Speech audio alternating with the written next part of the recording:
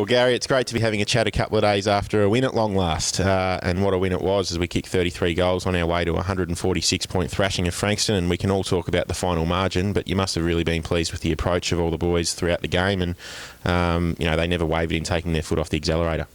No, they didn't, Sam. And look, that was pretty important because we set up a few, triggers from what we needed to do during the week, and that was to keep performing on the training track and also to try and look at being the best side to possibly finish outside the finals. Obviously, we didn't know what was going to happen on Saturday with Casey. So even at three-quarter time, Coburg were a small margin in front of Casey. And, of course, I did say to the boys that I think one of our esteemed colleagues in Cam Towson had given the number of points that we had to win by, which I think was about 109.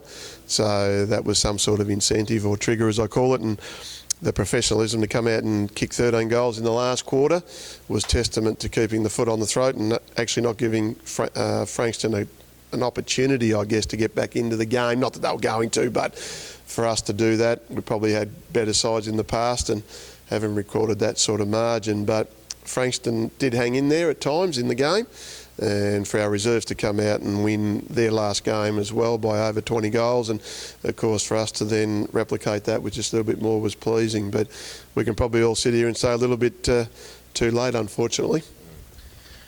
So some marvellous individual performances to come out of the game, with some extraordinary numbers coming out of the final stat sheet. 49 possessions to Toby, 42 to Nathan Batsanis, 40 to Damien Mercedes, 6 goals to Scott Clark and 5 to Jordan Lyle. But it must have also been great to see some returns to form of players like Shannon Lang, Chris Kane, Sam O'Sullivan and Dan Toman, just to name a few.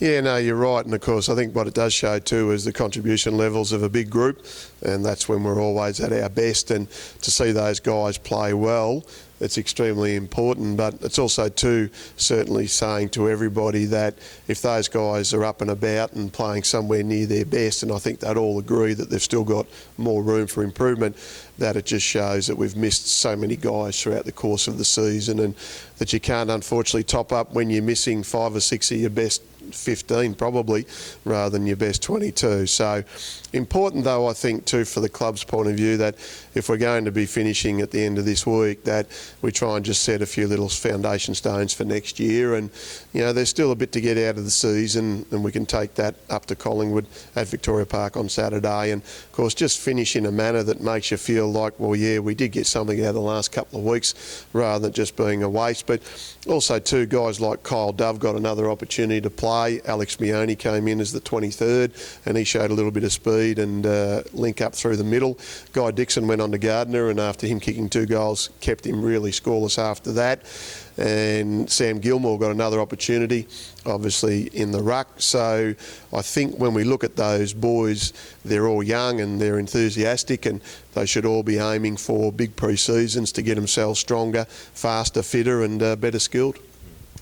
And a light-hearted edition of Ask Ayresy this week, because we've been inundated with comments from Chris Sue and John Lettieri asking about your ice cream theory, which had them giggling at the huddle on Saturday. Everyone wants to lick, but no one wants to buy. Is that the one? They just want to know where that theory originated from. Well, it's something John and Chris, and I was supposed to smile, so there you are. It was something that's been in the kit bag for a little while, and of course I've had to use quite a few out of the kit bag this year, so really it's about everyone sharing the load, and of course, as the saying goes, who wants to buy the ice cream but who wants to lick? So hopefully we've got a lot more guys who are prepared to do the really hard work, and then if that's the case, we'll certainly be able to contribute in a manner, and not only one person buying the ice cream and doing all the hard work and the other 22 wanting to lick. So there might be too much ice cream left. And so now we come to the end of what's been a rollercoaster season 2015. We face Collingwood at Victoria Park, and although we are now officially out of the race for finals for the first time in your coaching tenure here, obviously, as you said before, it's very important for the club that we finish off strongly this week.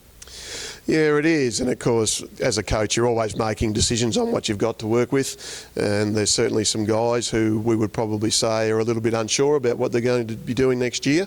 And for us to, just as I said, finish off as the best side outside the finals, we don't want to certainly finish any lower. It's a bad medicine, if you like, that we're going to not play in the finals, but we really have to sit down and say, well, okay, what are we going to do at the end of the year, finish on a win, then do a pretty big review, I would have thought, looking at obviously coaching, fitness, strength, obviously the medical side of it, recruiting, who wants to stay, who wants to obviously leave for whatever reason, our training methods, how we train, when we train. So I'd like to think we're going to sit down and be pretty meticulous about making sure that we're certainly finals bound next year and not miss out on all the action. And just finally, could we just get a few words from yourself about the contribution to the club of Greg Ryan, who announced on Saturday that he will now be finishing up as development coach.